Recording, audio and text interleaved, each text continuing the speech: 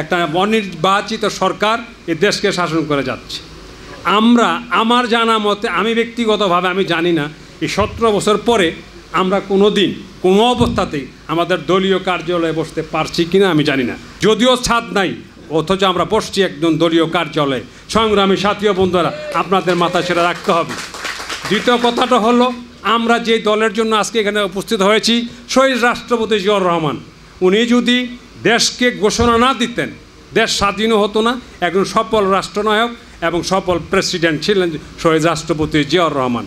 আপনারা সকলেই জানেন, ঘোষণার জন্য বিতর্ক আছে। 2বার কিন্তু আমাদের ঘোষণা হয়েছে শহীদ রাষ্ট্রপতি জিয়াউর রহমান। 2 দিন ঘোষণা করছেন। 26 তারিখে উনি একক জিয়াউর রহমান বলছি, আমি স্বাধীনতা ঘোষণা করলাম।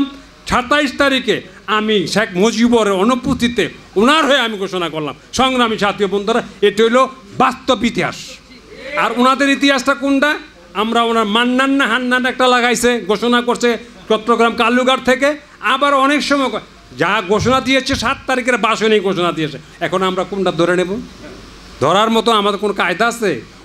ওই মগজ আমার বুদ্ধি আছে? এটা কিন্তু গুলিস্তানের ওই কাউয়া কাদের কথা না, চাপাবাজি কথা না। অরিজিনালি জিনিসগুলা কিন্তু আক্তার খন্দকার আপনাদের বলছে জিয়াউর রহমান সম্বন্ধে, শিশু পার্ক সম্বন্ধে বলছে, শিশু মন্ত্রণালয় সম্বন্ধে বলছে, গার্মেন্টস সেক্টর সম্বন্ধে বলেছে, বিদেশে যে আমাদের যাই পোলাবাই যে চাকরি করে আমরা যে টাকা পাই রেমিটেন্স, এটা কিন্তু আমাদের জিয়াউর রহমানরা বলেছে। যতই হারা অস্বীকার করুক, হ্যাঁ অস্বীকার তো করবো, কারণ তো আছে। দেখেন এখন দিন দিন যতই যাচ্ছে, বেনজির আজিজ কত কিছু বাড়ছে। আবার কি এমপি হান্নান নাম মান্নান, টুকরা টুকরা খবর নাই, আনার আরও আনার বার হয়েছে। ওখানে মালয়েশিয়া যারা যারা আছেন আপনাদের ছেলে সন্ধ্যার বিদেশ থাকে দেখানো যাইতে পারতেছে না, কারণ ওই 4 এমপি খাই আছে 24,000 কোটি টাকা, যার জন্য আজকে মালয়েশিয়া আমাদেরও লোকজন যেতে পারছে না।